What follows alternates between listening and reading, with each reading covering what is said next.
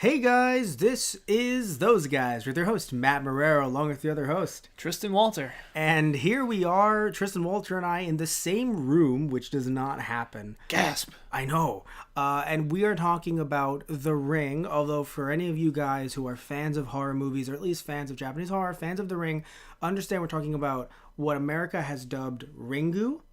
And it sounds awkward, I think, to many people. I'm sure you found it weird that it was dubbed Ringu. Do you know why it's dubbed Ringu, Tristan? I mean, I know. Well, no. What I mean is, it's dubbed that way to differentiate because the English version is called The Ring, Right. and the Japanese version is Yes, called got it. The Ring. So to differentiate, because as you noticed, because we're watching DVD, DreamWorks logo is in the beginning. They actually licensed the Japanese version and released it in the American market with subtitles, not just the American adaptation. Because Right.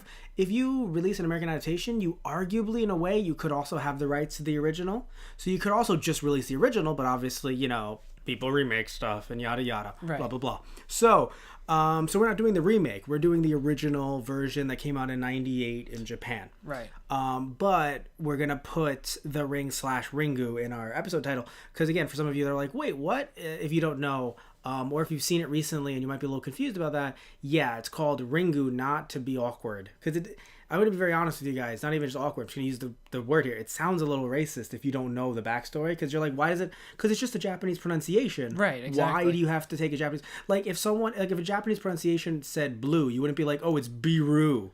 You know what I'm saying? You'd call the movie yeah. Blue.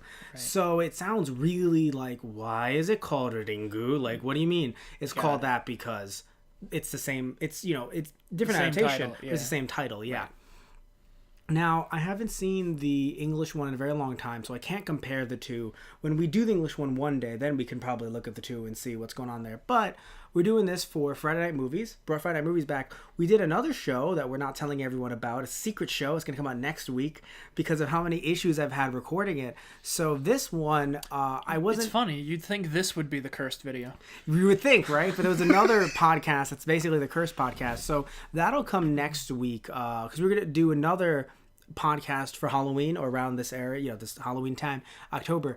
But we ended up doing this one first and being the last Friday in October. Right. And so, yeah, I didn't have the time to record with you, also having recording troubles both on your and my end. So the second you showed up to my house to film other things for our Those Guys Play Let's Play channel, I basically just handcuffed you. I was like, we're doing this now. So here we are, handcuffed together. That's a reference to another podcast we haven't even done yet. He's not wrong. It's okay. He's provided me sake, so I'm a bit more docile. I could give him the key. Anyway, so we're gonna talk about this movie. It's funny, we have it playing in the background while we talk about it. So if we make references to it, remember that they can't see this, Tristan, because it's not a riff. We've done some riffs though that are coming out soon, but these are not those. So what I want to ask you is, I was hoping you would like this movie, Tristan, because it's not your typical what people think of when they think of horror, like with blood and guts and stuff like Yeah. that. So I was hoping you'd like it, but you don't have to. But if you do, what do you like? I want to know what your thoughts are, because we actually haven't talked about this movie at all Yeah. together. So please tell the audience about you. It was interesting because I know we wanted to do horror for October and stuff like that, but going into it I was like horror is not really my thing, and I'm like I'm gonna do it anyway, but I didn't expect to like it as much as I did, and it's odd. I can't really describe too well why necessarily I liked it, but Well, I've known you for about 10 years now. No, because I have. Because we met when we were 15. We're both 25, or yeah, you're turning 25, or you already yes, no, turning. Okay, yeah, turning. So we're both around the same age. We met around this time of the year, most likely, if not in November, because we don't remember the exact date. But I remember vaguely around the month. So, yeah, my point is that I've known you for a while, so I know that while you can take blood and guts, it's not your go-to. So if I were going to show you a movie, unless the blood and guts were honestly comical, like it was a parody or something like that, then you wouldn't sit there and you really wouldn't respond well to the Texas Chainsaw Massacre. You can take it. Yeah. It's just not your cup of tea. Right. It's not something you actively seek. Or the Friday 13th movies. Yeah. Hellraiser. Right. Child's Play. This might be a good way to put it. I like the fact that it feels like more of a mystery than, like you said, like blood and guts and just like what you think of more in, I guess, jump scares. American horror. Yeah. American horror, and of course the jump scares that have really overtaken newer horror. Where I'm not going to talk too much about The Grudge, or at least the Ju-On, the first one that I did with Anthony Toto for Monday Night Movies. I'm not talking too much about that because it's a different movie, and also you haven't seen it, Tristan, so I don't want to spoil much. But even in that movie, it was a bit more psychological, trying to, even though it was only an hour and 10 minutes long, it was trying to build everything up, and it wasn't just, probably due to budget and also the fact that at the time it was a bit harder to pull off certain things with CG and stuff like that too, because this came out in 98.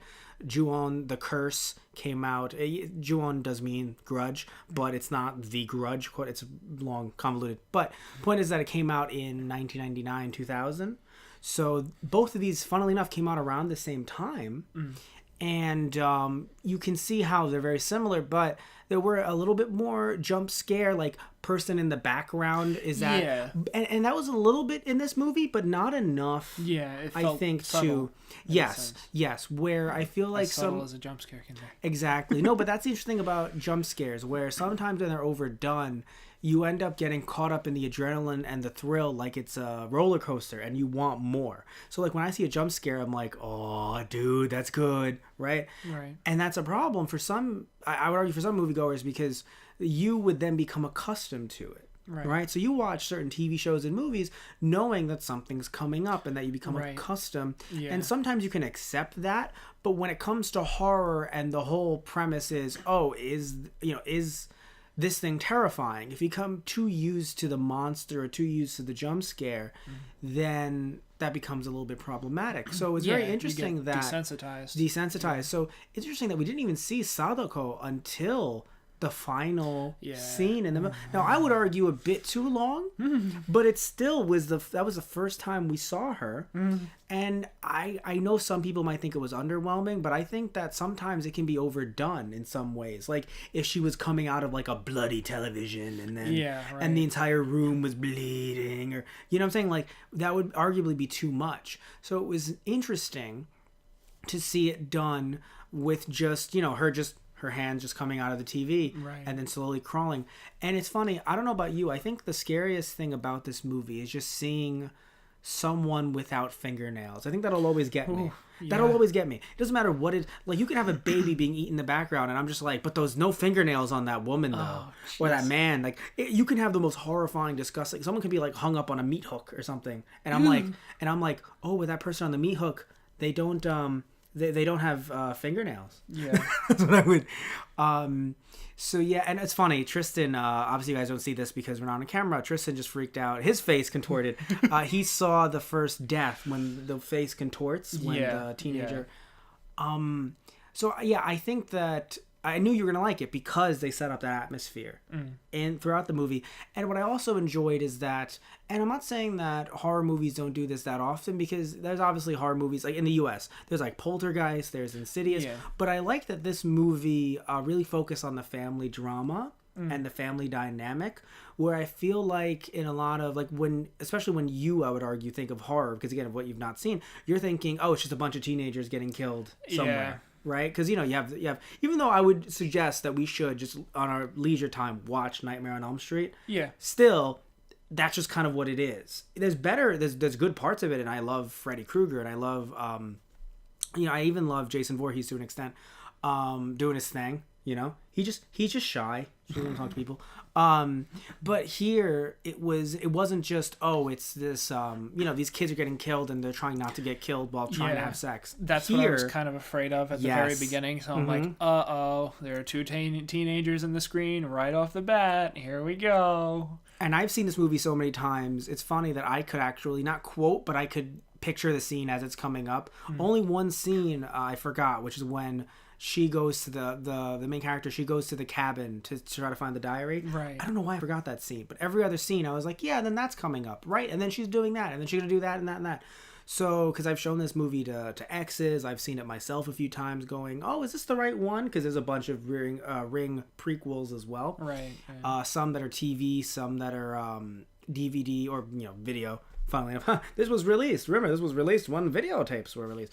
I feel like it would have had to have been, seeing as how it revolves around a haunted VHS tape. Hey, man, Laserdisc was a thing in the early 2000s, True. late 90s. Oh, God. Could you imagine a remake with this, but with a Laserdisc instead of a VHS tape? Oh, God. I'm pretty sure The Matrix came out on DVD in 99, actually. So this was around the tail end of VHS tapes, to be fair. You had to make them scary somehow. VHS isn't the only thing dying, so are you. One thing I want to say, though, so they focus on the family drama, and in some ways it becomes a bit too much like a soap opera, I'll even admit, despite me not hating it. It just, like, when she has to be dramatic, it's always just over the top, like, or even Ryuji, the dad, when he's just like, huh, yeah, that'd be good. What if we never even had a kid? And she's like, stop it! Yeah. Like, but even though they went there, I respect them going there. I appreciate that, rather than just a bunch of people trying to survive just because of themselves. She's doing this for her kid. Right. And then he's doing this despite the fact that I don't think he cares about her in a physical sense. No. That's still his ex-wife that clearly they don't hate each other. No. This isn't a bitter divorce. Yeah. And hey, it may have been a bitter divorce, but clearly they're over it because they care about the kid. Right. And he clearly cares about her life too, because he could just be like, look, I'll help the kid somehow, but just fuck off. He could do that, right. but he doesn't, because in my opinion, he does care about her as much as she cares about the kid as well. And of course, he cares about the kid too. Right. Very stoic in that moment, though, that they met in the rain, him and Yoichi. Yeah. Very interesting. I don't know if that was a cultural thing or that was just like the divorce was bitter, or like a dad, you left me. I don't know what that was specifically, but there was very much but there was some tension there, and that was very interesting in the rain. Just that shot. Yeah. I was like, oh wow. I have to say the coolest thing about him too is that, and something that I think is extremely real that I'm happy they touched upon, is because not only am I a family, I am a product of divorce, but I know people who are as well, and so do you. The idea of the kid having to kind of grow up and help the mom in some cases and kind of be there for... Now, granted, I did have a grandma that lived with me so that she would, be like my mom when my mom was at work. And my dad was around more than he seemingly was. Ryuji was. Yeah. But my point is that I think it was very real to touch on the fact that he isn't just some damsel in distress kind of character. He's not just like, oh, I'm just going to call around. I'm just a little kid. No, like he's helping her dress up for the funeral. I mean, he's, talking to her later on when she's like... goes with her. Like, yes, I mean, she brings... I know, she has to, but still. To the funeral, yes. But... I mean, even later on when she's upset and he's like, Mommy, what's wrong? Because he can tell. It's not like okay, love you. Yeah. Like, they don't treat him as if he's some stupid little shit. Right, yeah. Just because he's a kid doesn't mean he's an idiot. And that's something that I think sometimes people forget about. Yeah. And so that was something that I was really happy to see. So Tristan, how does it actually feel to see a child character that you don't hate after... No, because most of the time, to be very honest, and I'm actually defending Tristan on this, sometimes child characters are smarmy little shits. Wasn't it nice to like have a character that was just really like mature and like really tried to help out and was kind of... He didn't really do anything like... Granted, yes, he watched the fucking tape. Yeah. But at the same time, apparently, the one thing that I'll say that I was confused about, they didn't really touch upon in this movie, they made it seem like Sadako had certain powers that weren't just related to the tape, which was confusing. Like, apparently Sadako talked to Yoichi, seemingly. Like, it seemed like there was some kind of like... Yeah. Well, wasn't it... Because when... not just... is talking to him? Is it Tomoko? No, because, okay, so Yoichi goes into the room, Tomoko's room at the funeral. Right. But the reason why I bring it up is because later on when he's watching the film, she looks at him, she's like, who brought this? And he says Sadako's name. Or doesn't he say... No, he says Tomoko told me to watch it, I thought. Maybe Sadako dresses up as, like illusion as Tomoko. Because why the fuck would Tomoko... Because she's not a demon. Like, she's technically a lost soul with Sadako, arguably. That might be part of it. Yeah. At least that's what I thought. Like, yes.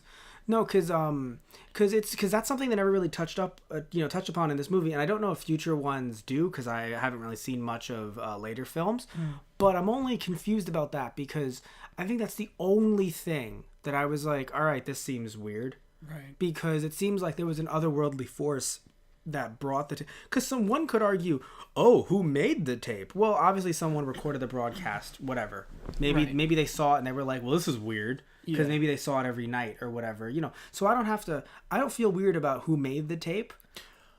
I know you might and other people might. Well, I feel like it's kind of, I don't necessarily think maybe somebody physically made the tape. It might have just been one of those things like, oh, it just, like, because the guy, when she points it out on the bookshelf, like, or the tape shelf, like, what is that one? And it's like, it's got no markings on it. It's just a plain white cover that it's sitting in. It's like, It's kind of one of those things that just appear there without any explanation. Well, what's interesting is the reason why I bring up, though, like, who made the tape or something, because arguably this movie follows the idea of, oh, you can burn something onto something just by touching it, or you can feel like the idea of an esper and the idea of having spiritual awareness.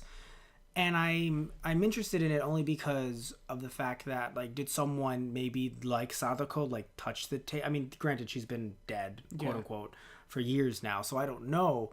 But it's interesting that the video exists. And one thing I want to mention is how interesting is it that this movie, in a way, focuses on the idea of viral videos, quite literally in this case. No pun intended. At a time when, of course, fads existed. Right? Everyone called Pokemon, Power Rangers a fad. Yeah. Both still exist. Right. Even if people don't watch them as much, both still exist. But it's interesting, though, because, again, all the things that were called fads when we were kids, and we were like, oh, yeah, that was a fad. Like Beanie Babies. Fad. Right, yeah. Like, clearly. Cabbage Patch Kids. Fad. Those Chia exist, but fad. Right. Yeah.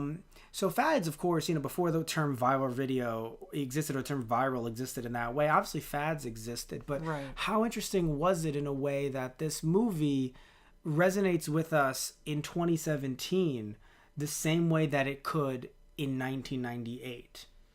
I know it wasn't the movie's intention, but, over time, art takes on different forms. Yeah.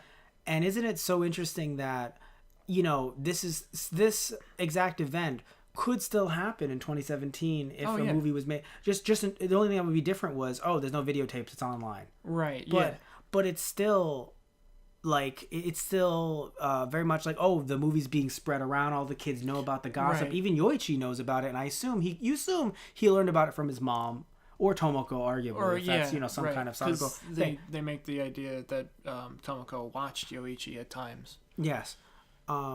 Here's something played together, and stuff like that. Here's something really funny. If any of you guys, I don't know if you noticed this, Tristan, but when they're talking about they being, I can't remember her name, the main character. Who is she again? I feel really bad that I've forgotten her name. Kagasawa, I believe is the last name. Okay. I only bring it up because she is with her assistant, like her editor, whatever. They're looking over the video. Yeah. And they're like, those kids died in the car. They were just making out. But you can see the woman with her panties down really low. And it's just kind of like when she falls out of the car. So it's just kind of funny. It's just like, they went up there to make out. Right. Yeah, sure. Of course. That's all they wanted to do. Either way, they died, which that must be... so that's another thing, by the way, I want to mention. That's actually a really good transition in the strangest of ways, Tristan. Sadako found them, but I assume they don't have a TV in that car. Yeah. Isn't that interesting? That's something that they never really touched upon. Because it seems like she has to come out of it. So she had to, just gets out of the TV. They're how fucking far away? God damn it. God damn it. Maybe she came out of the radio. That would be... hey, listen, you would honestly, it's audio, so you'd probably hear... they would probably have the station on, and they heard scratching. True. Just where did she come out of? Yeah. Because she has to come out of a TV. Yeah. So that's interesting. I mean, maybe they'd have a small little TV on the... No, because some cars have the TV in the back. Well, that pops out. But that didn't seem like a model car that would have that kind of thing. It didn't. But you just hear a banging. Let me out of here. What's that? Just to open that. I don't think I want to open that. So Did you put something in the trunk? No. Tim, I told you, stop killing people and putting it in the trunk.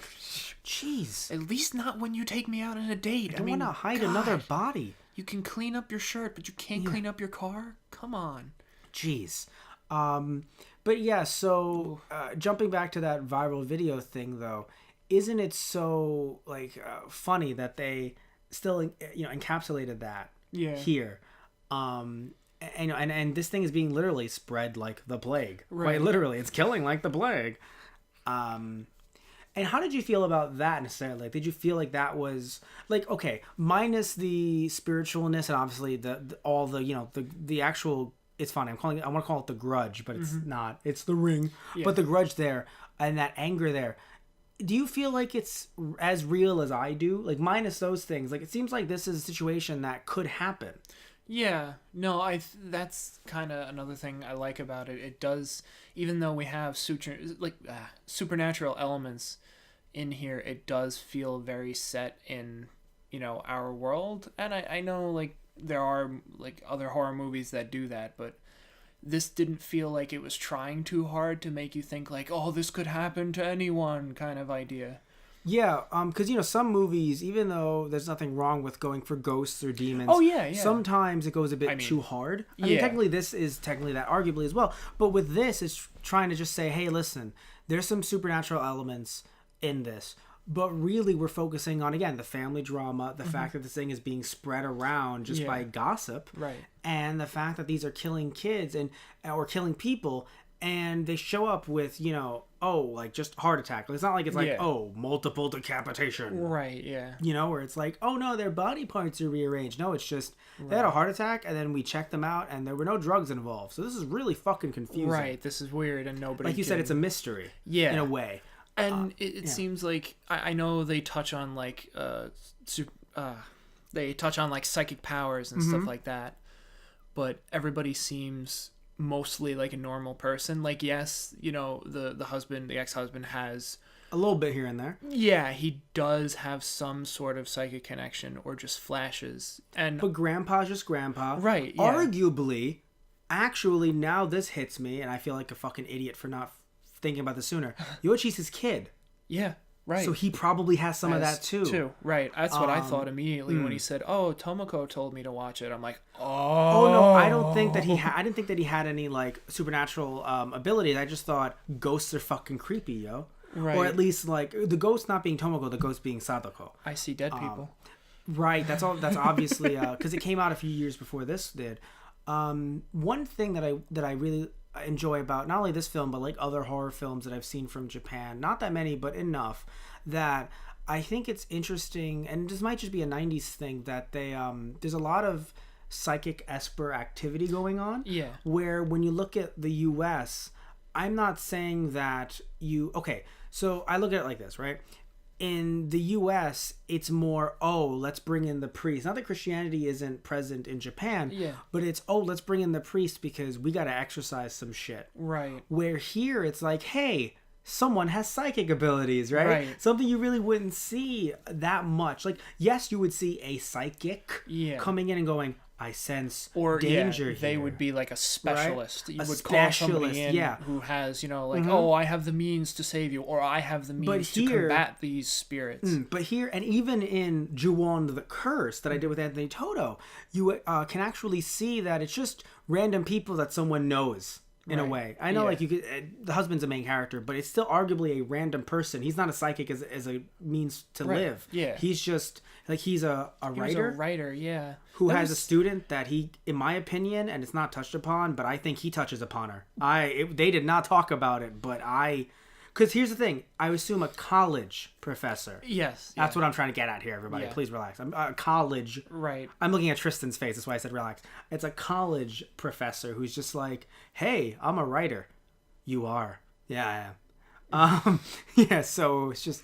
I assumed, and again, I don't want to presume anything, but but by her expression when she walks in and they're trying to research the tape together. I mean, to be fair, she could just be into him and then he's not into her. True. To be fair. Oh yeah. But no, at the very least, there's interest from her end because she sees that's my ex-wife.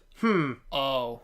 Yeah, and then later when she obviously anyone you know if you found them dead you'd be freaking out. Oh yeah. But the way she looked about it, I don't know, it felt like it was older wife talking to newer wife. Kind of. Yeah. Yeah. But which even though they didn't really go into it much, probably due to runtime, maybe like the novel, because I know there's novelizations of this that would probably go into it more. But what I think is really interesting is even though they didn't go into that, it was still added that wrinkle of drama that I'm sure the director creator really wanted to bring to it. Because again, this movie is drama first, horror second, and sometimes that's okay. I mean, I know some people dislike that, especially over time, like something like a Walking Dead or Fear the Walking Dead. After a while, people are like, "Oh, I'm not as scared because there's too much talking over," and Walking Dead's going on for like 9 years, 9 seasons. So, not 9, 7, 100 episodes though. But I thought 9, but still, a lot of seasons is the point. So people then get accustomed to it and used to it. But here, I think doing it in a movie format, I think it's, unless it doesn't have to be someone's cup of tea, they don't have to like it. But I think because it's only an hour 20, hour 30, it's a lot harder for someone to go, I'm bored, yawn. Yeah, it's easier to digest too. And I feel like they didn't have to go too hard in either direction, like too hard on the drama aspect or too hard on the horror aspect. They had a nice blend of both. Exactly. Also, what I think this movie did very fucking well, and someone could argue this is a jump scare. I don't think it was a jump scare. Their cuts, the way they cut to things, and then the music shifted, and then the shift. Like when she first sees the videotape at that rental spot or whatever, or at the front desk where they also rent stuff out. Right. Yeah. At the cabin grounds. Yeah, at the cabin grounds. Yeah.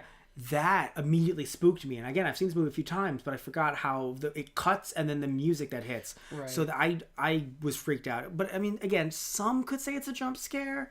But, I don't know, because when I think of jump scares, I think of, like, Sadako popping up behind... Right. Exactly. The monster is popping up at you. Yes. The one jump scare, arguably, that they did, that, again, I thought was used well because it was minimal, was after she sees the tape for the first time, and Sadako is in the television. Mirror. Yeah, is in the reflection. Yes. That kind of thing, well, I liked that personally, because it's subtle while still being... Like, it is still a jump scare, yes, but it's not in your face. It's not like... Sadako laying back on the couch and like, oh, nothing happened, and then looks back, and then Sadako's like leaning over her face like, hi. Yes, when you think of jump scares, you think of like if she blinks and then in that blink we see, like Freddy popping out or something like, ooga booga booga, teenager. This is more like she turns around like gasping, but like nothing's there. It's like, did I really see that? Am I playing into this too much? Am I freaking out for nothing? Or did I actually just see something? What always is interesting to me, and I don't know if I think this is a bit too convoluted, or at the very least it's a bit too... I don't know if it's too much. I don't know how to word it exactly, but... And it's funny as we're doing a podcast. But I always, when I'm watching the movie, it's like, it's strange that it's like, oh, Sadako's evil, but then there's also her mom, who's also a strong psychic. Like, it feels... Yeah.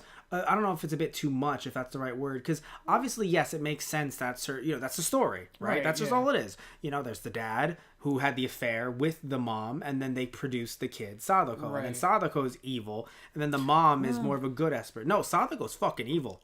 I mean... At least, to be fair, though, maybe you could argue he's a dick, the dad. Oh, yeah. No, I would say that... No, he seems like a dick. Obviously, okay, you have to understand. He killed her. He's a dick. Right. But... just one guy going, I don't like that person. That's my mom. I'm gonna fucking kill you. I'm sorry. I'm not saying that we should have killed her. Yeah. I'm not. A simple timeout would have sufficed. I mean, but, I feel like the doctor didn't treat them well either. Like, it's not specifically said in the movie, but I highly doubt that they lived very well.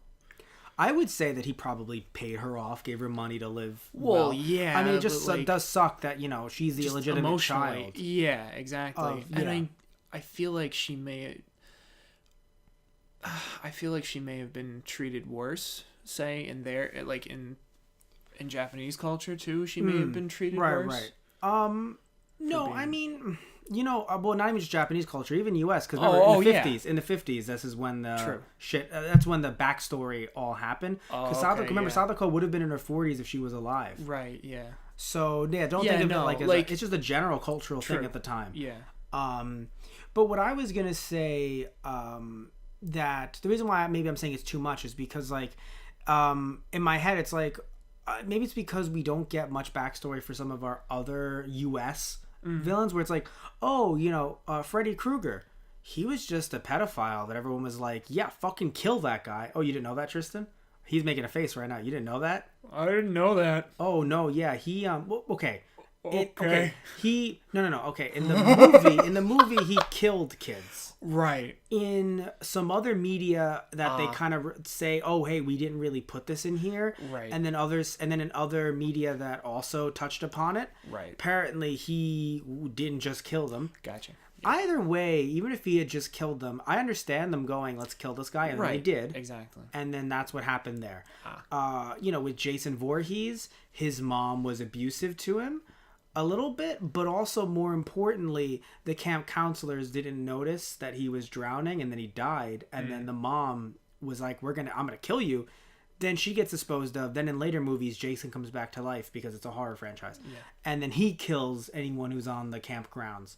Which is kind of only funny because it's like, wait, so if we never open something up here again, then we're all safe? Right. Yes, technically. In the same way that with The Grudge, if you never really enter the house or interact with someone who's entered the house, technically everyone's alive. Huh. That's the trigger for that. I mean, to be fair, though, same thing with The Ring. If you never watch the tape, you live a nice life, really. Oh, he teaches at a university, too.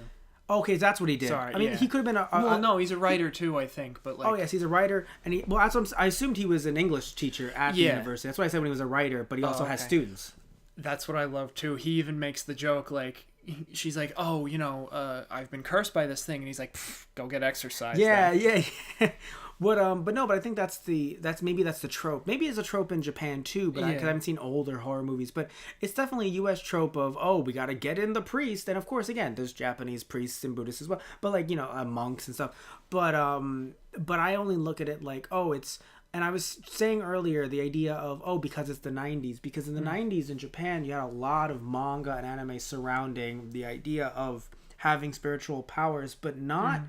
That's the thing, though. Very interesting. Not in like a psychic sense, like, oh, let me read your fortune. Right. Like, oh, I have supernatural powers. Because maybe it's just how it is in the U.S. But in the U.S., when someone tells me they're a psychic or they know a psychic, it seems more like, I don't want to say parlor trick, but it seems more of like a. Like, it should become so commonplace that it's like, oh, yes, no, I'll read your fortune, here are some tarot cards. Right, yeah. Versus... It's more of, like, clairvoyance and seeing. Yes, versus in Japanese, anime, manga, and even movies like this, where obviously they're not throwing energy beams and stuff like that. Right. But this guy Ryuji might as well be a fucking superhero with the way he can touch the dad and then get the fucking backstory. Right, he might as well be a fucking superhero.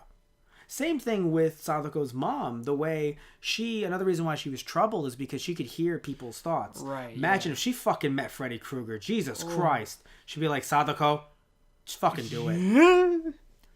What do you mean, do it? Actually, could I take her on a maybe nice night out? Oh, God, I'm dying. Aneurysm. Yeah, no, you'd fucking kill Freddy on the spot. Yeah. Because, like, she can see the deepest thoughts in people's minds. That's why she probably freaked out with them yelling at her, not just, oh, I'm a fragile woman that's being yelled at. No, that wasn't that trope. Yeah. It was, she's sitting there hearing them say, you're a monster. And in their deepest thoughts, they're saying she's a monster. Right, yeah. That must fucking hurt. Yeah. So that's why she was the way she was. Right. And then the kid could hear it. And I guess just the kid's thought was, yeah, that's why they die, right? Are we good there? Are we good here? It's like, no, Sadako, no. I mean... We don't kill them. Yeah.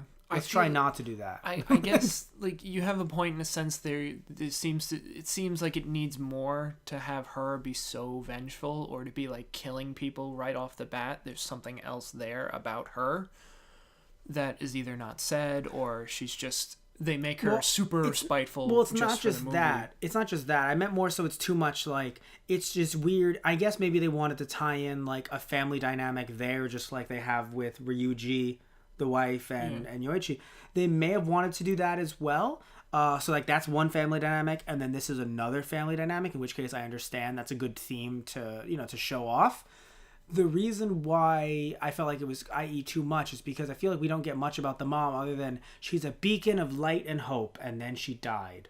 So I feel like, you know what I'm saying? So I feel like either I wanted more from the mom or less, because I feel like she was just introduced for literally a few minutes. Like, oh, wasn't she great? And then she died. Right. And then or before she even died, the husband killed Sadako. Yeah. Because he was just like, she kills far too often. One interesting scene was when, I assume now that we've seen the whole movie, he saw the mom when Ryuji is he gets like a vision and he sees the woman in the shoes. I assume it's not Sadako. I thought it was at first, but I think that's the mom. Yeah. Maybe giving him something. Because all that said is, was it you? Did you do this? And I think that's him speaking to who he thinks is Sadako, but I don't think it is. Because it's in the white shoes and in the white dress, the way the mom was. Right. Right. But again, it's another thing that was never really touched upon. Right. And you know what it is? I'm not going to say that that's bad necessarily. Like, you can have some mystery, but at the same time, I do enjoy certain things feeling more wrapped up and less just up in the air, throw it up and see if it comes back down. Right. Obviously there's sequels and there's prequels, and maybe they thought those were coming. You think we're kind of spoiled in that manner, that like in not quite a few things nowadays you get more detail and stuff? No, because let me explain why. We can speculate, yes, but I think after a while it's like, no, if you introduce a point in the movie like that, right, it needs to be wrapped up somehow. Okay. And arguably you could say, though, if you were to say, oh, I think it was wrapped up because we saw the mom later, fair, I'll say fair, and that way we can argue, are we spoiled or not? Right. But the idea of me going, I don't think it was wrapped up, and you going, should it have been? It's like, well, yes, right? Okay. That's what I'm saying, yes. He had a kick-ass study. Just one random one-off. Again, we're watching the movie in the background as we talk about it. He had a damn good home. Yeah. I mean, sure, it was small, but damn, that was still pretty damn good, though. It's a nice... It's is one it of those... his apartment, or is it just his study? Like a study? I imagine it's an apartment/study. Oh, yeah. I would imagine. And yeah, the mom was in the mirror, of course, because at first I thought it was an older Sadako. Then I remembered as I'm watching the movie, right? No, that's the mom looking at Sadako, basically being like, Sadako, like, don't kill again, please. Right, yeah. That's also another thing that I love. Like, I know I touched upon it before, like, it doesn't feel like a specialist has to come in to help them with this. The two of them actually kind of decode the videotape and try to figure out what's going on. Again, it's real because of the fact that they put them in their respective fields. Like, they gave them fields that, hey, I review videotapes. I'm a reporter. Right. Yeah. And so that gives them the technology to look at the videotape. Because I don't think two random ass people in Japan would be able to do that, to be fair. But another thing I like is, like you said, do you always, I mean, maybe in America, yes, but, the idea of, would you always get a priest immediately? Right. Maybe in America, for some people, they're like, oh, no, that creek was the devil. I'm going to go get a priest. But, here it's like, are you going to just get the place exorcised? Right. Well, I'll tell you one thing, people are dying. Yeah. I mean, I don't know, by the way, if Tomoko is actually was the cousin official. Right. I think she was. But I don't know if she was the official cousin. Because I think... No, because it could be like, oh, my best friend. It could be like a best friend thing. But it seemed like it was family. She was family. Well, because it sounded like the way she talked about it, she said, my sister's... Yes. My sister Well, no, because you know what she said? She said, your aunt, to Yoichi. And that's a problem, especially with Japanese, where you can say... And if some people don't know, like, I can say to Tristan, hey, you're my Aniki, which, yes, Aniki means brother, but it's usually used in more of like a bro way. Right. Like, hey, bro, but if I say you're my, like, Onisan, like, yeah, you're my brother, right, people could think that I'm talking about you, my familial brother. Right. So things get a little dicey there. So I don't know. Asakawa. That's her name. Oh, sorry about that, everybody. Yes. And I say sorry because she's really the main character of this movie. Yeah. But, yeah, I love their motivations. It feels so pure, also. It doesn't feel like, yes, they have their moments of doubt. Yeah. But I enjoy that it doesn't feel as if they're doing this for any other spiteful, like, I'm going to make money off this, or we're going to, we're going to sell millions of anti-tape serum or some shit, I mean, as the film goes on, it's more of, well, we have to save our lives. Right. And my son's life. But that's the one thing. Even though I don't think they needed to add in Yoichi dying, again, this person was writing, the director was writing a drama. Right, yeah. So that really upped the ante. Oh, yeah. Because it's like, oh, I'm dying sooner than Yoichi, but then once I'm dead, who the fuck is going to help Yoichi? Right, yeah. So then Yoichi and I will die, and then, my ex-husband, will be a bachelor without any attachments. He's like, actually, I mean, it's like the only attachment will be my student. Am I right? To me, oh my God. I mean, obviously you don't know why they split up, but like you said earlier, he doesn't seem like, if anything, he seems a little cold towards her, but and maybe towards the child. Yes, they didn't work out, obviously, but he doesn't seem hateful towards them, and he's obviously at some level he's kind of concerned. This is a problem. I'll see what I can do, kind of idea. And that's what I really love about this, is that again, it does raise up the drama level, but it's still something that it still deals with the family life, but in a way that I'm not going to say that they don't show divorced couples in movies across the world, right? But at the same time, I do think that it's something that isn't shown as much, where you normally see, if this was an American movie, without any Japanese ties. So if someone just said, hey, I thought about this cool idea. There isn't one that's already out there. Let's do it. I feel like they'd make a happy suburban family. I feel like it would be like that. Right. We have to save our child together. Some shit like that, or some bullshit. So, or it would bring them back together in the end, I guess. Oh, God, yes. That would be horrifying. So, I mean, no, because it's so... you know what it is? Because the reason why I say it's horrifying... Right? Sadako's just like, ugh. Yeah, right. That's the most horrifying part of it all, if they came together because of it. No, because you know why? It feels very much like that high school level bullshit of, we weren't doing well, but you said the words, I love you, and that's all I ever needed. What about the fact that I cheated on you, several different times? That's irrelevant. You know what I'm saying? Yeah. There's a reason why you guys weren't working out, right. And it wasn't just because of the fact that there wasn't... these two... didn't break up because there wasn't a homicidal girl who died 40 years ago trying to, kill them and their kid. Right. That's not the reason why they broke up. Yeah. We don't know why, and that's another good thing too, by the way. See, that's something I think is interesting that we don't need to, where you mentioned, we don't need to know everything. We don't need to know why they broke up. Right. That's not something we really need to know. Right, because then just let that stay, It may have a negative impact because it may paint a picture of the character already and have a preconception, of what which their side character you want to be on. Yeah, exactly. I hope he dies or she dies because he or she did this, Exactly. So you don't want to make it seem like, oh, did she cheat on him? Oh, did he cheat on her? Yeah. Oh, did he say, I don't love you anymore? You don't want to sit back and think, oh, I hate one of them more than the other. Right. You just sit back and you go, oh, wow, they both aren't on each other. Right. And that is so... I use the word pure, and I really mean it, because again, I feel like if this was made without any, because I don't remember the American adaptation, so I don't know how it changed things. But just thinking of if it was made without any Japanese influence at all, I feel like it would just be there would at least be one sex scene, probably, or at least something close to it. Yeah, probably. And it's very interesting that was one thing I was actually very happy to not run into in this movie. Right? I'm gonna be completely honest. Right? There's nothing wrong with those. To be fair, it's just that it's nice to have a movie without it, right? And to just focus on the mystery of it, not sit back and think oh God, one of us is gonna die tomorrow. Right. You're right. We have to make this night count. Yeah. I mean, again, it wouldn't be a problem if it was in the novelization or something like that. Because again, you have more time to expand on something like that. Right. But here, it would have been so out of left field if it was just yes, let's. It's just under the cabin on top of the well. Oh God, guys, really? There's her corpse is right there. The only way we can break this curse is with my penis. That would have just been horrible.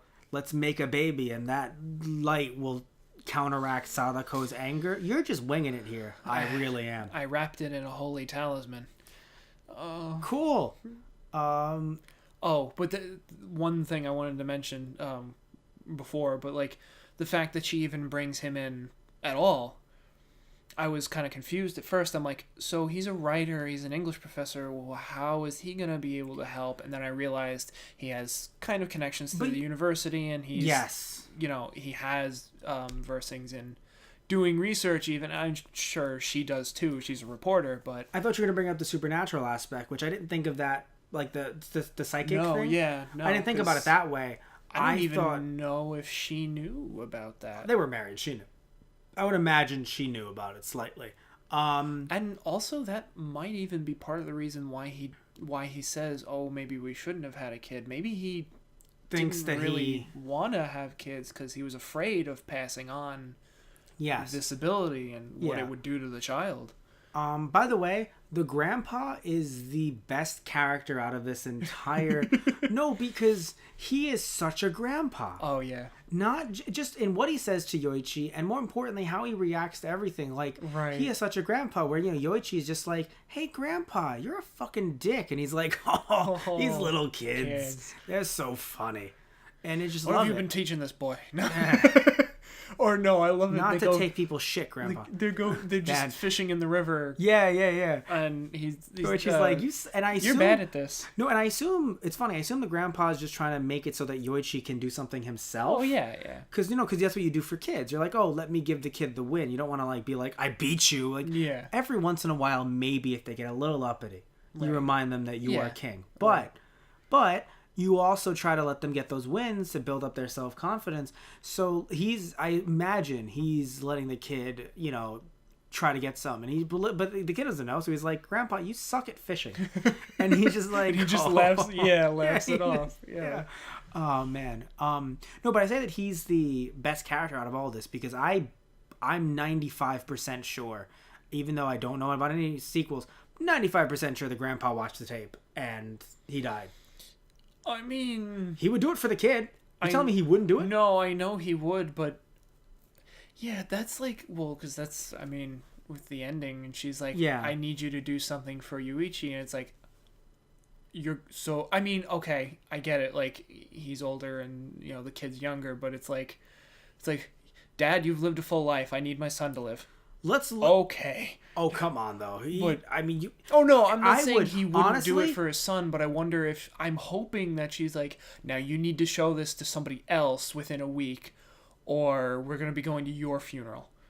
Or whether she just... But he looks... I don't know. Like, maybe he's... I mean, he looks in pretty decent health, too. Okay, to be fair, he is in decent health, but... He doesn't look that old. No, but I mean, he might be, in his 70s. Yeah, maybe. I only bring it up because of the fact that, like, if he is in his 60s, 70s... 60s, I have to admit, pretty early. But if he's in his 70s, and he sits there and goes, I'm sorry, I can't do that, I'd be like, fuck you. Right. Like, you're not going to do this for your grandson? He's 10. It's like, but honey, I don't have a VCR. I got one. Oh, but honey, the television broke. Grandpa, put down that bat. No, it's broken. If you come inside in a minute, it'll be broken. I don't have a television. Who is the man pointing? That's what I'm confused about. Because it seems like it became Ryuji. Yeah, it did, but I don't. The one in the tape, I don't know if that's specifically a man or a woman. Oh, fair. I thought it was just a priest or just. Oh, it could be the accusers. Or the mother. Oh, it might be the accusers. Yeah. Like, it's just a manifestation of them saying, you're a monster. Oh, God. If anything shocked me the most, though, it was probably when the mother just comes out and the kid's watching the tape. Yeah. Oh, because, right. You didn't see that coming because you haven't watched the movie. Because I was literally... What I think is really funny is when you watch Yoichi, I feel like he's trying not to smile with her shaking him. Oh, yeah. I feel like he's like... because he's just a kid, so he's trying not to, like, break. Yeah. And she's shaking him, not violently, but, like, dramatically enough that it's like, ooh. Right. Well, it always... Yeah. The actor himself. I feel like he's trying not to smile. Oh, definitely, yeah. But I also, like, this kid is so stoic, it's, like, creepy in a way. Well, like, I mean, what happens is, I think of it as, like, a product of divorce thing. Yeah, no, either I know. you it feels become like bubbly, like me, or you become extremely stoic. True. Yeah. Yeah, that's just my take on it. Also, he could be shy. Yeah, no, that's true too. But I mean, it mostly feels like his eyes. He just feels like he has a very intense, and that might just be the actor trying to, trying to not crack, like you said. But I don't know. It always gave me this kind of impression through the film that there's a little bit more to Yuichi that you're not told about either. He sees ghosts all the time. True. He's just, yeah. I was kidding with that. We don't know. We haven't really seen him see ghosts personally. Yes. We've only seen Ryuji. That's true. No, yeah. I'm just saying, like, he's literally just hanging out with ghosts all the time. Like, but that's what it makes me feel like, though. It makes me feel like he can see spirits. Like, when the two of them aren't around, it's just an episode of Yokai Watch. Like, he's just seeing ghosts all the time. That's why he wants to go back to school and he's bored with Grandpa. He wants to go play with his spirit pals That's again. all it is. Yeah, it's all I need to train my spirits, Mom. I've been away from them for like a week. They're going to get weak and like... Oh, yeah, no. I keep on running away from this somehow. I have to get back to the topic. The reason why I talk about like the whole like 90s anime manga having a lot of like, we think of Yu Yu Hakusho having a lot of spiritual elements. Yeah. There was one manga that I read that sadly never came to the US, but it was like 19 volumes long called like Psychometra Eiji or Psychometer Eiji, where it was like he was a psychic that helped the police department, specifically one detective, solve mysteries. Or so even a lot games too. Like, well, I mean, it was probably I think it was earlier, but like Ness from Earthbound. Oh, like yes, that, of course. In the 80s, Child. yes. Yeah. When did the first Persona come out for the PS1? Oh. Was that, I mean, no, it was probably after this or around the same time. Yeah, probably a little bit. And I don't know how earlier. psychic the first Persona was, to be fair. Yeah. It's funny. It's more of like personality and other, like there is a dimension of psychic ability to it, but because I know nothing of Persona. I just, when I think of Persona, I do think of powerful... Yeah. Stuff like JoJo's Bizarre Adventure, right? Where some of them are more psychic. No, I only bring it up because again, like it feels like in America, again, Christianity huge over there, but we got hit with more of like a you better call that priest. Yeah. Where they're more of, oh no, we know. Granted, because it's not an animated picture, you're not gonna have Ryuji throwing out some fucking Kamehamehas or anything like that. Right? Yeah. That's more settled for anime and manga. But still, the 90s to me, and I'm not saying that doesn't exist now in the 2010s and in the 2000s as well, but 90s felt very much like, oh, you're gonna get some spiritual anime coming out of 90s and 80s. You're gonna get a lot of anime that deals with like people that. They use the word psychic in U.S. translations, but they're really going for Esper because there's no real U.S. equivalent of an Esper. That's something that's Japanese, in my opinion. Because if you say, oh, no, that person's an Esper, I'm like, do what? Because you don't say someone's an... Because if you think of what an Esper has, they have legit powers. Right. Versus a psychic, like you said, goes, I see this in your future. Right? Where an Esper... It's like the difference between I see this in your future versus like Alakazam. I know with Pokemon, but Alakazam is an Esper because of the powers that Alakazam has. Versus someone going, "Oh, I can see what your future is." Right. Yeah. Yeah. So it's interesting that we have these characters in both movies that are Espers, or at the very least are these psychic powers, rather than just going to the old temple, getting that old priest to help out, pelt it with holy water. Exactly. Pelted with holy water. So, what I wanted to say, though, was, we don't know who the man is. We assume is an accuser. I felt like the mom was too much. But, yes, you were saying we should have had, like, it is... I don't know if you feel this way, but you were saying in general, it can feel a little weird that Sadako wasn't given a backstory other than she's fucking evil, bro. Yeah, because, I personally put it more on just she's... And granted, yes, just because you've had it rough doesn't automatically make it. It's like you're going to murder people, right? You're going to murder people to get revenge on them. But it's a reason, right? It felt enough for me that it would give her enough reason to be angry and lash out if she had the power to do it. And I don't know if they ever said how old or young Sadako was at the time. So she looked like she would probably be around Yoichi's age, actually. Yeah, so like maybe, 8 to 10. I mean, not to say that, like, not to dumb down kids either, but like maybe she didn't realize that she would kill the person when she lashed out the first time. I think she realized, but also remember that while we're not going to dumb down kids, and I'm not a big fan of doing that, at the same time they don't realize the full scope of what's going on. Like, you can say, oh, that person died, but not get the full scope of what that really means. Yeah. True. So that's my take on it. Okay. Yeah, so I really enjoyed this movie. I'm happy you did too. We're not wrapping things up. We're not doing it just yet. Right. But I just want to say that I'm happy you enjoyed it. Do you think around a certain point the movie stretched out a bit too much and it went a bit too long?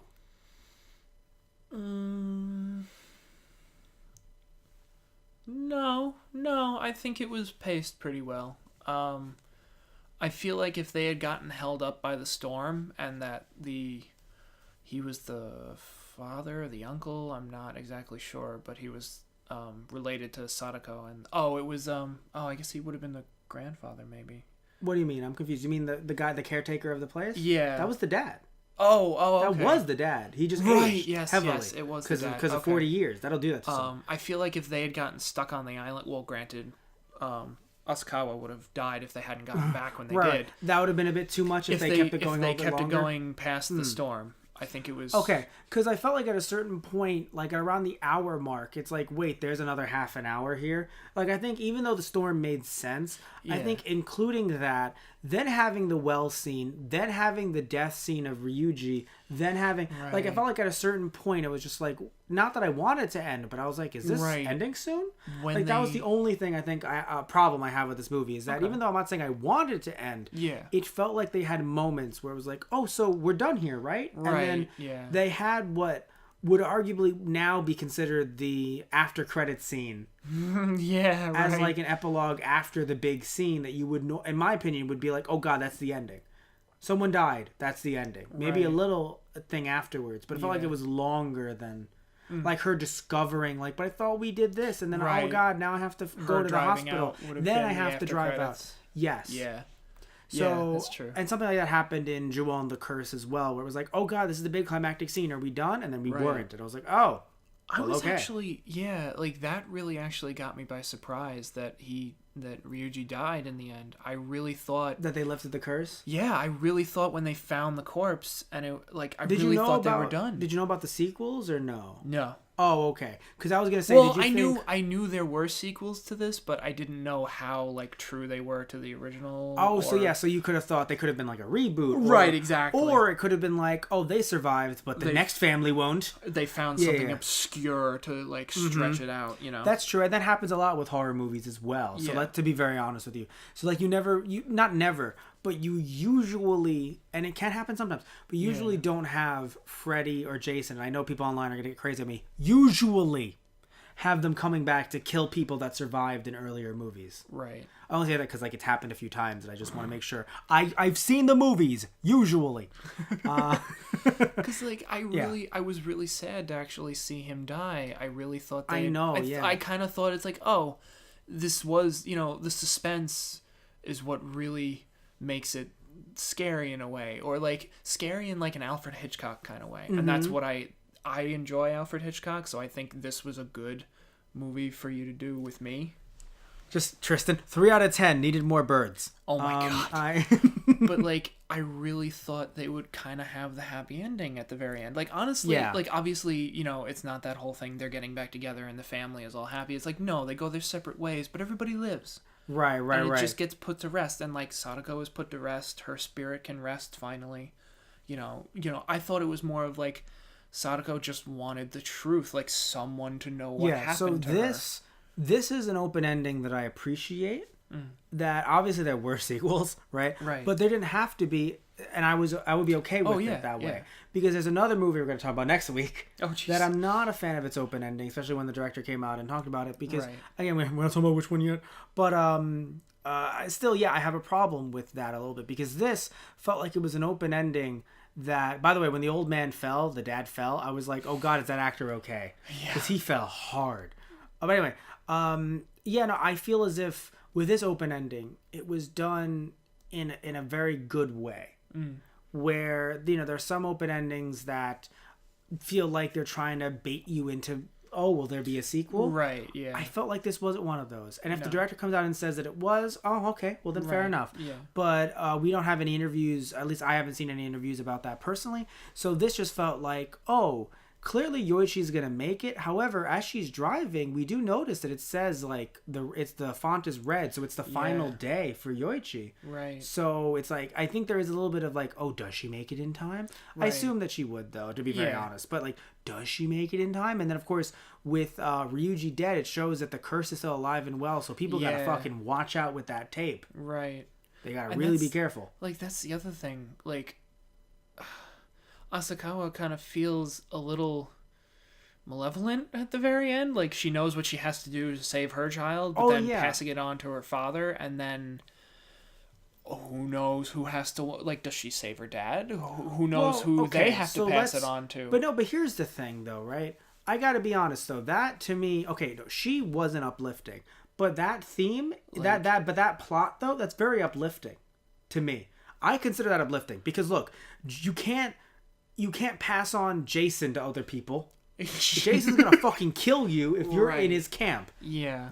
You can't, in Freddy's dream, be like, I know another kid, don't kill me. Right. Freddy's gonna kill you because you live on Elm Street. Or you Right. interacted with Elm Street and then you left. And you know, some movies have a bigger reach. You can't pass it on. Right. The fact that you can pass it on, I personally think that's a really good... I think that's an uplifting plot. Because all I have to do is find another person. Right. Say, hey, can you watch this? All right, cool. Now you have 7 days to show someone else. That's all. Just don't get lazy. And no, because the thing is, why wouldn't someone watch it if they're like, wait, who did you show it to? My dad. Or I showed it to my friend. You did? Yeah, and I lived. Oh, and then you showed it to... Oh, I mean, okay. You know what I'm saying? Like, if you like, it's a vicious cycle of her curse, but arguably, it's the idea of she wants people to experience her pain, watch the curse, see the curse, understand what she's gone through, and then share that pain with someone else without having it die. Because it's not like if you only... Because here's the thing. If you see the movie, and then you touch my shoulder, I'm not going to catch the movie. No. You're still going to die in 7 days, and I'm good. Right. With the Ju-on, with the Grudge...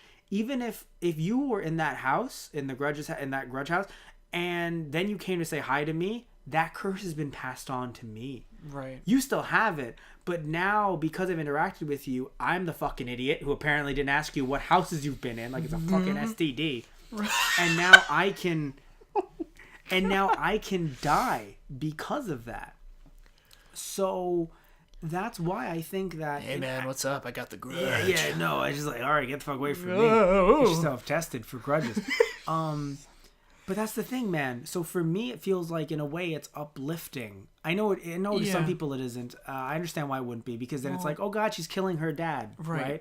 But again, like you said, if the dad gets someone to watch it, then yes, it's a never-ending curse. It's a ring, right? Yeah, but that's why the movie's named The Ring. Right, The Ring. No, it's interesting. Everyone because, connected in an ever-flowing circle. yes, and it's funny though because until that moment, I didn't know why it was called The Ring. Yeah. Because it made no sense in a way. Like, what? Her anger is a ring? Is like, there a ring? Like, what?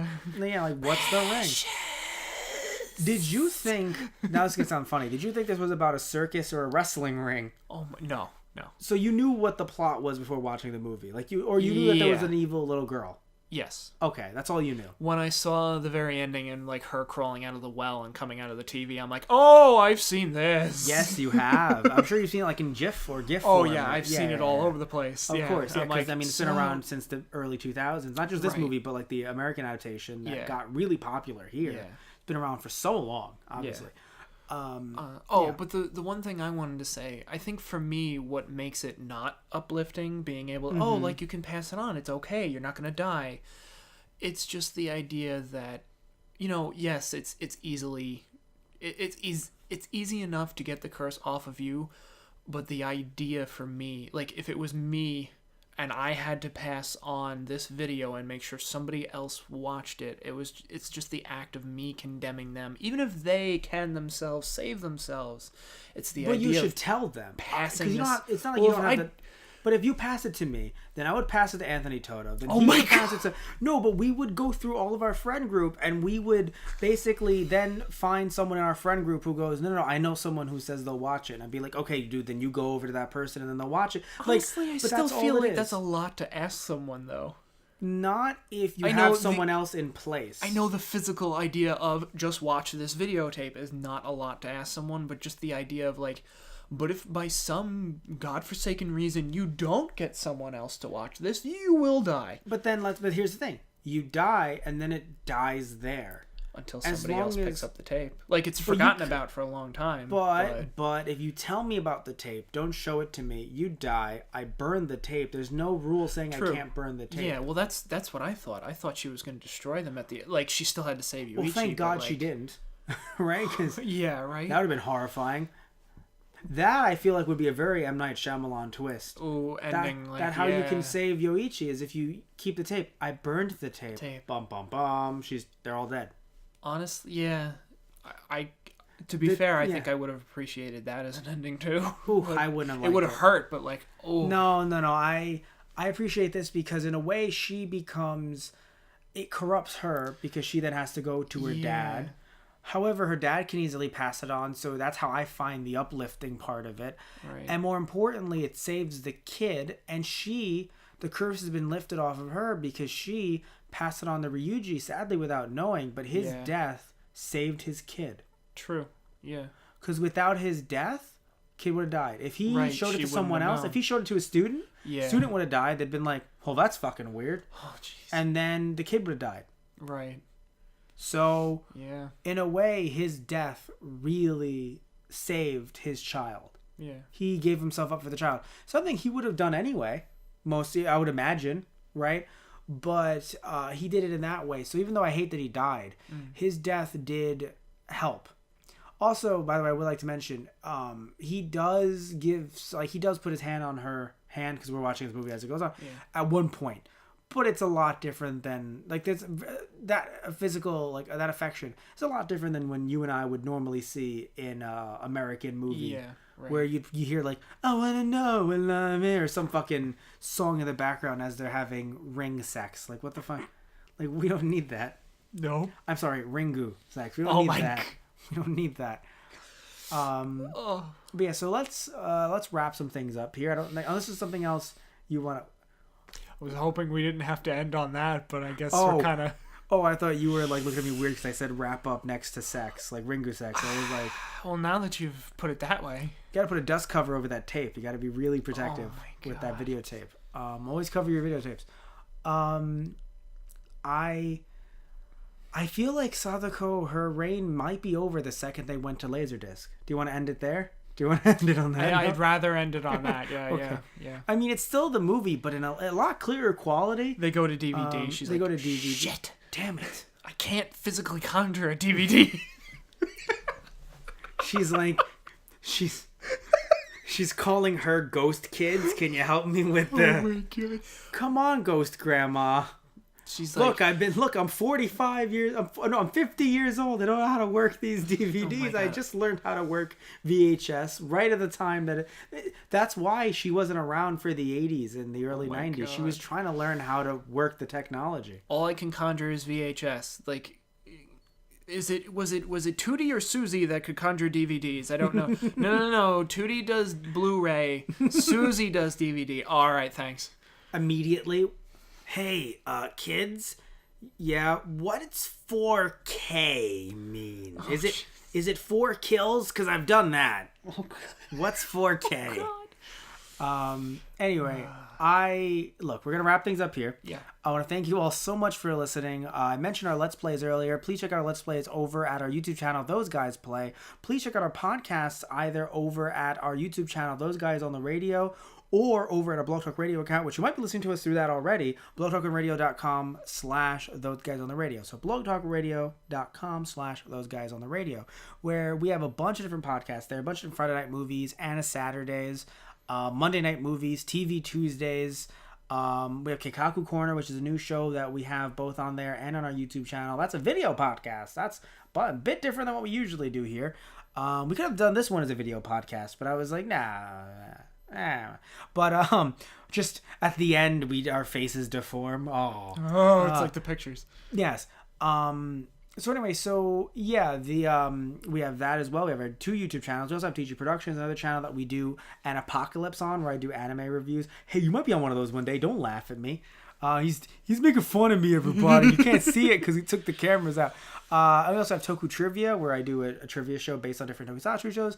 If you're wondering what's tokusatsu, Power Rangers, Kamen Rider, Super Sentai, Ultraman.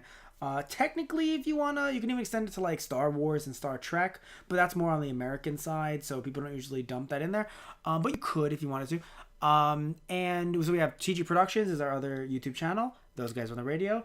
Those guys play. Also our Patreon, if you want to consider donating to us, our Patreon being patreon.com/TG Productions. Please consider donating to us because that helps us survive. That helps me afford the pizza that we just had and the sake that we drank before this.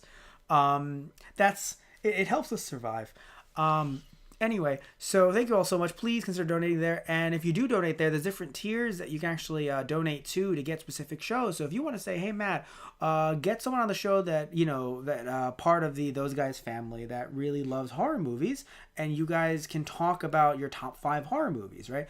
Tristan and I, huge anime fans, you can say, what are your top 5 anime or top 5 anime openings or top 5 anime episodes? Let's say either from like something like Dragon Ball Z or just in general out of all the anime we've ever watched. So you can do something like that as well. Also for the Let's Plays, you can pick which hosts you want to come together to play certain games for an episode or a game for an episode.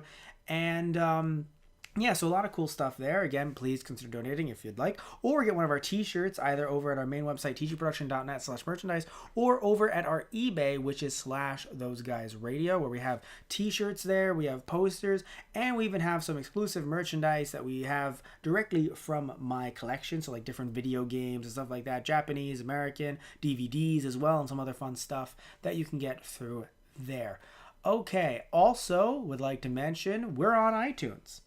So you can go check out our iTunes, search up Those Guys, and you'll end up finding our entire library, at least what iTunes can show, which I think it can only show like 300 episodes, and we've done like 500 plus at this point, honestly. Oh, God. We've done a lot of stuff here.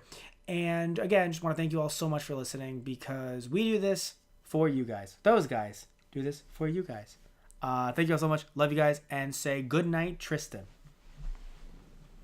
You have 1 week to pass this podcast on. You heard that. Hear what, man?